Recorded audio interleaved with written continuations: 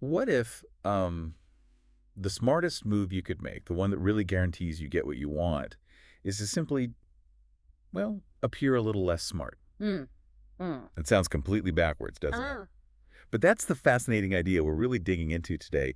Our source material calls it Law 21, this surprising art of playing a sucker to catch a sucker, Right. basically seeming dumber than your mark. Yeah, and today we're really unpacking the deep psychology behind this. We'll look at some truly wild historical examples. Okay. Our goal is really to show you how this approach, which feels so counterintuitive, can totally disarm suspicion. Whether you're, trying to climb the ladder or even just navigate everyday social stuff more smoothly. It's amazing how it taps into human nature. It really is. And we've pulled together some incredible material for this deep dive, haven't we? It's packed with these concrete examples and insights that are just so audacious, so effective. Honestly, they might just reshape how you think about influence. Well, the core idea is actually pretty simple, psychologically speaking. Nobody, absolutely nobody, likes feeling stupider than the person they're dealing with. Right. That makes sense. Think about it. Like the philosopher Schopenhauer pointed out, people are incredibly proud of their intelligence. It's what, supposedly gives us our place in the world. Hmm. He even said something like, it is a real recommendation to be stupid because feeling superior just feels good to the mind, like warmth to the body. So letting someone else feel smarter. Exactly. It makes them feel good. It makes them relax their guard. It's almost irresistible. That's why this law works so powerfully. It sounds logical, but does it really work on genuinely smart people? Yeah. Like really shrewd individuals Hmm. in high-stakes situations? Oh, absolutely. It can be incredibly effective. Okay, let's get into it then. To really see how powerful this is, maybe we should dive into one of the most, well, audacious cons in history, Yeah. the Great Diamond Hoax. Yes. Perfect example. So picture this. It's 1872, winter. There's this prominent American financier, Asbury Harpending, over in London. He gets a cable, Hmm. and the message is basically, huge diamond mine found out in the American West. Now, Harpending, he was immediately skeptical. I mean, everyone knew about the big diamond finds in South Africa, so this felt Yeah. unlikely. A joke, maybe. Right. But he happens to mention it to Baron Rothschild, the Rothschild. Wow. Yeah. Rothschild's reaction is surprising. He says something like, don't be too sure. America's a big place, lots of surprises. Maybe this is another one. Just that little bit of openness from someone like Rothschild. Exactly. That was enough. It planted a seed of possibility in Harpending's mind. It was kind of the crucial first step in setting the whole trap. So Harpending was hooked. He sails right back to the U.S., lands in San Francisco, still buzzing with that gold rush energy. All right. And the supposed discoverers. Two prospectors, kind of rough around the edges types, Philip Arnold and John Slack. And here's the brilliant part. Their image, their perceived naivete, that became their ultimate weapon. How did that work? How did they pull it off? Well, their planning was meticulous. Months before any of this, Arnold and Slack had already secretly gone to Europe. They bought about $12,000 worth of real, uncut gems. The seed, the mine. Precisely, to salt it. Then they bring this highly respected mining expert out to a remote spot in Wyoming.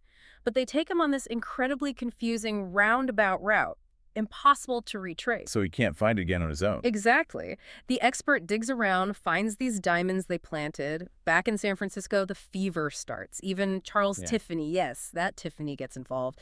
He verifies the gems, but gets swept up and totally overestimates their value. Wow, Tiffany himself. So the big money guys start circling. Oh, yeah. Financiers like Ralston jump in. They offer the prospectors serious money, hundreds of thousands up front, with more promise. Then comes this big meeting in New York. Powerful figures, General McClellan, Horace Greeley. Big names. Huge names. And where are Arnold and Slack? Let me guess.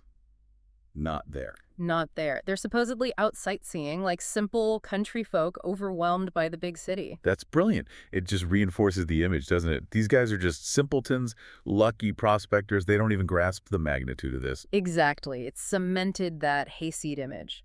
Then Tiffany officially confirms the gems are real and incredibly valuable. The financiers go absolutely wild, wiring Rothschild, other tycoons, begging them to invest. A frenzy. Total frenzy. But they demand one final check. Their own expert has to go to the site with Arnold and Slack. Okay, makes sense. The prospectors reluctantly agree. But first, they say they need to go back to San Francisco for supplies or something. Delay tactic. A cover story. They actually zipped off to Amsterdam. secretly, and bought sacks more of uncut gems for a second, much bigger salting of the mine site. Wow, they doubled down. So who is this final expert? Did they pick someone cuff? They picked the best. Louis Janine, renowned mining expert known for being a total skeptic. This was the real test. Arnold and Slack pull the same trick. Another confusing, disorienting journey. Then Janine digs. For 8 days straight, he finds emeralds, rubies, sapphires, and diamonds. Loads of them. He bought it, the skeptic. Completely. He tells the investors this is the richest field in mining history. Guarantees like $1 million a month in diamonds. He was utterly convinced. Unbelievable. So back in San Francisco. Ralston, Harpending, the whole group, they quickly form this huge $10 million corporation. They're pulling in money from private investors left and right. And their main goal now is? Get rid of Arnold and Slack, quick, before the prospectors realize just how insanely valuable they think this mine is. So the financiers play dumb now. Exactly. They play possum themselves. They tell Arnold and Slack, well, maybe the mine isn't quite as rich as Janine thinks, trying to downplay it. Lowering the price. Right. Arnold and Slack act all reluctant, maybe a bit disappointed, but they finally agree to the original offer, around $700,000. They sign over the rights, hand over the maps to this supposed diamond field, and disappear. And the financiers think they've pulled off the deal of the century. They're ecstatic. News explodes. They pour millions into equipment, fancy offices, hiring top people. They're ready to start digging their fortune. And then the trip back to the mine. And then the crushing reality hits. Just weeks later, they get back to the site, they dig, and nothing. Nothing. Not a single diamond, not a ruby. It was all fake, completely worthless dirt. Oh my God. Ruined. Totally ruined, financially wiped out. So the real genius wasn't fake gems, necessarily, or bribed experts. No. The genius was Arnold and Slack themselves, their performance. They seem like such rubes, such complete country bumpkins, so naive. That nobody could believe they were capable of pulling off such a massive, audacious scam. Precisely. They played up that clodhopper image constantly, ill-fitting clothes, acting wide-eyed at everything in the city. And once the big names Harpending, Ralston, even Rothschild bought in, who was going to question it? Right. Doubting the mine meant doubting the judgment of the world's smartest businessmen. Their own pride trapped them. Their feeling of superiority made them vulnerable. What an incredible story. So Harpending's reputation was destroyed. Shattered. Rothschild, well, he learned a very expensive lesson. Slack. Vanished with his half of the money. Poof. Gone forever. And Arnold. The mastermind. Arnold just went back home to Kentucky. Used the money from the perfectly legitimate sale of his mining rights to buy more farmland. Even opened a bank. Had the last laugh, didn't he? Using their arrogance against them. Absolutely. A masterclass in playing the sucker. It's amazing. But this isn't just about, huge financial cons, is it? This kind of strategic foolishness pops up elsewhere. Diplomacy, even. Oh, definitely. Think about Otto von Bismarck, the Prussian statesman. Okay, Bismarck, what did he do? Well, he needed Austria to sign this treaty that was heavily tilted in Prussia's favor, and he knew something specific about the Austrian diplomat, Count Blum. What was that? Blum really fancied himself a judge of character, and he believed he could size anyone up by how they played cards, specifically a game called Kins.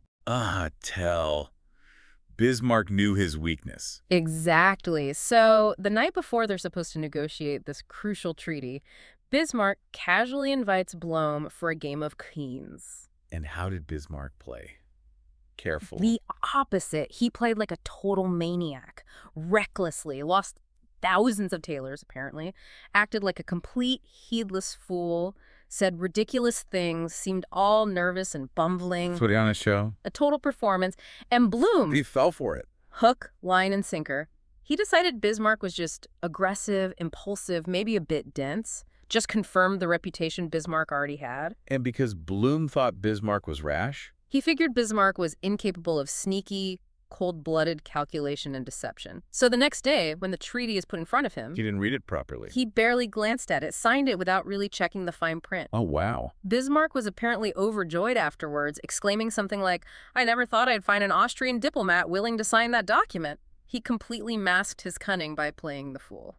That strategy, it really makes me think of that old Chinese saying, masquerading as a swine to kill the tiger. Yes, that's a perfect analogy. It's like you pretend to be this harmless, easy meal, the pig to lure in the dangerous predator, the tiger, Right. and then, when they least expect it, you strike. It's such a vivid image for this tactic. It really is. And it works especially well on people who are arrogant, overconfident.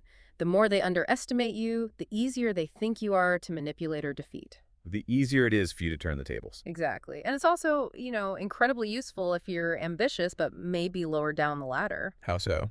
Well, if you appear harmless, maybe even a bit incompetent or foolish, nobody sees you as a threat. They don't suspect you have big ambitions. They let their guard down around you. Right. They might even promote you because you seem so easy to manage, so agreeable. Think about figures like Claudius before he became emperor of Rome. Right, you played the fool for years. Or that French prince who became Louis XIII. Both used this tactic brilliantly to survive and eventually rise to power. Appearing like a harmless pig kept the tigers away until they were ready. And it's not just about seeming less intelligent, is it? The source material mentions downplaying taste or sophistication, too. That's a great point. Taste and sophistication rank close to intelligence on the vanity scale, as it says. Acting naive, or even having seemingly bad taste, can work just as well. Like Arnold and Slack again. The financiers laughing at their clodhopper ways. Exactly. While Arnold and Slack were laughing all the way to not the bank initially, but you get the idea. It's like the opossum playing dead, isn't it? Precisely. Playing dead, playing stupid, it makes the predator lose interest or lower its guard. Balthazar Gracian, another philosopher, put it beautifully. He said something like, "The wisest man plays this card at times. There are occasions when the highest wisdom consists in appearing not to know, but crucially," he adds, "you must not be ignorant, but capable of playing it." So it's an act. Calculated. Calculated. He who poses as a fool is not a fool. The power isn't in actually being foolish, but in mastering the art of appearing foolish when it serves your purpose. Okay, so playing dumb or naive or unsophisticated, it's clearly a really powerful tool. Which leads to the obvious question. Is there ever a time to not do it? When should you actually show your intelligence or capability? Is there a reversal to this law? That's a really important nuance. Generally, constantly showing off how smart you are rarely works well. People tend to admire quiet competence more. Okay. Now, maybe when you're just starting out trying to get noticed, a few subtle hints of your intelligence can be useful to stand out from the competition, perhaps. Right, you need to establish some credibility initially. Exactly. But once you're established, it's often smarter to dial it back. However, there are definitely times when you need to reverse this. Like when? When do you need to drop the act? Well, the key scenario is when you absolutely need to exert authority or defend yourself or shut down a challenge directly. Okay, can you give an example? Think about the famous art dealer, Joseph Duveen. Legendary figure. Right. So he'd sold this expensive painting, supposedly a Dürer, to a very wealthy collector. Later, at some high society party, this young, sharp, seemingly knowledgeable art critic starts questioning the painting's authenticity right in front of the collector's daughter. Ooh, awkward. And potentially damaging for Duveen. Very. So the collector, worried, goes to Duveen. Now, Duveen doesn't get defensive. He doesn't start arguing technical details. He just laughs it off. Laughs. Yeah. Then he looks at the young critic and says, with total confidence, something like, "How very amusing. Do you realize, young man, that at least 20 other art experts here and in Europe have been taken in too and have said that painting isn't genuine, and now you've made the same mistake?" Wow. He didn't even say it was genuine. He just framed the doubt as a common mistake made by other experts. Exactly. The sheer confidence, the dismissive air of absolute authority, it completely floored the critic. The young man apparently just mumbled an apology and backed down. That's incredible. So what was really going on there? Was the painting real? Well, the deeper reality is that Duveen operated in an art market full of fakes. He often, let's say, overstated authenticity. His genius wasn't always about ironclad proof. It was about the performance of authority. Precisely. It was about projecting irreproachable authority through his confidence, his demeanor. He knew when to drop any pretense of humility and play the absolute expert. So the lesson isn't always play dumb. Not at all. The lesson is about flexibility. It's about knowing when to play the fool and when to play the professor, the authority figure. But you only play the professor when absolutely necessary, never just for the sake of seeming smart. It's a calculated move, a temporary shift in strategy. So wrapping this up then, what does this all mean for you, our listener? We've really gone deep into this idea of strategic underestimation, haven't we? From that wild diamond scam to Bismarck's diplomatic card games and even Duveen's way of handling critics. It's a surprisingly powerful and maybe slightly unsettling way to navigate things. What's really fascinating, I think, is how deeply our perception of intelligence is tied to our own sense of vulnerability or lack thereof. Yeah. Which brings up a really interesting question for you to consider. Knowing this, knowing how quick people are to feel superior and drop their guard around those they see as less smart or less sophisticated, Yeah. how might that change the way you look at situations or how you evaluate the people you interact with? Yeah, think about how that dynamic might be playing out in your own life. Yeah. Maybe you can spot it when others try to use it, or maybe you think about how you present yourself. It definitely gives you a different lens for looking at human nature, doesn't it? It really does. Something powerful to keep in mind.